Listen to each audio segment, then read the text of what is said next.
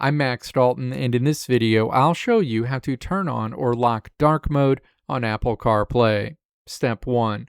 Open the Settings app on your Apple CarPlay screen using your vehicle's touchscreen or dial controls. Step 2. Tap Appearance from the list of options.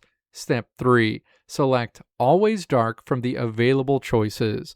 Your screen will instantly flip to the dark layout and will stay that way regardless of the time of day or your vehicle's lighting conditions. Additionally, if you also want all of your map apps to display in dark mode in Apple CarPlay, just tap to toggle on Always Show Dark Maps. Going forward, all of your map apps such as Apple Maps, Waze, Google Maps, and others will display in dark mode. Let me know if this video helped you out in the comments below. If you liked what you saw here, click the video links on the right side of the screen to check out another video.